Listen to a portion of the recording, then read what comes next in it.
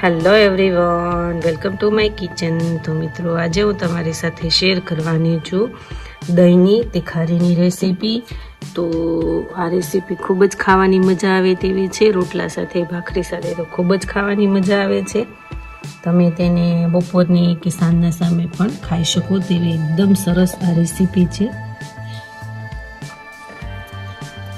તો આ recipe and સુધી જરૂરથી જોજો, સ્કીપ બિલકુલ પણ નહીં કરતા।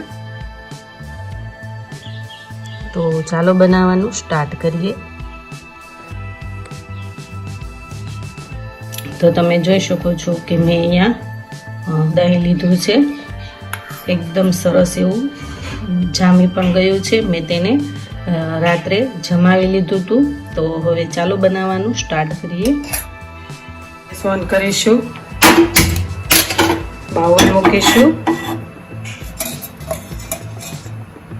5 ટેબલ સ્પૂન જેટલું તેલ એડ કરીશું।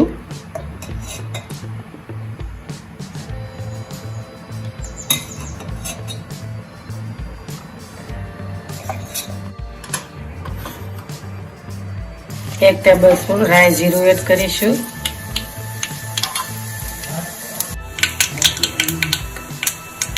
હાફ ટીસ્પૂન હળદર પાવડર એડ કરીશું। 1 ટેબલ સ્પૂન હિંગ પાવડર એડ કરીશું।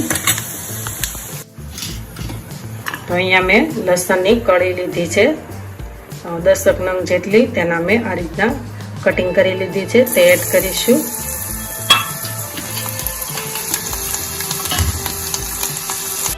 તો હવે ગેસ ઓફ કરી દઈશું અને મિક્સ કરી લેશું।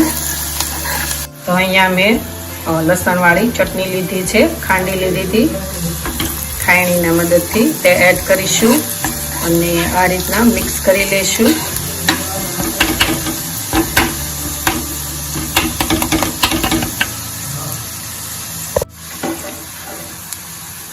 તો જે આપણે દહીં લીધેલું છે તે એડ કરી દઈશું।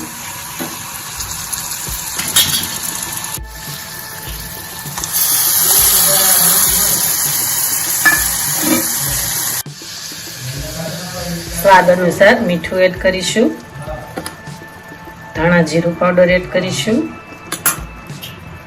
મિક્સ કરી લેશું।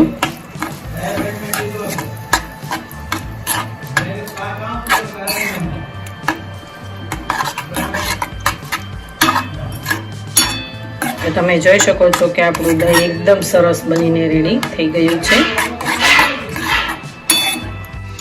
તો અહીંયા મેં લીલા ધાણા લીધેલા છે, તે એડ કરીશું, મિક્સ કરી લેશું। એક બાઉલમાં લઈ લેશું હવે।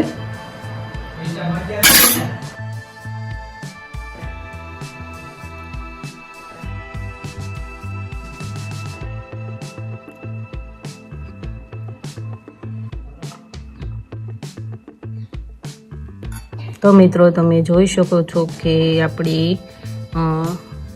એકદમ સરસ દહીં એવું વઘારીને રેડી થઈ ગયું છે।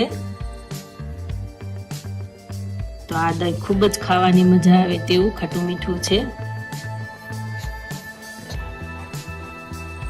તો મિત્રો, આ રેસીપી ઘરે બનાવવાની એકવાર જરૂર ટ્રાય કરજો, ખૂબ જ ટેસ્ટી સ્વાદિષ્ટ લાગશે।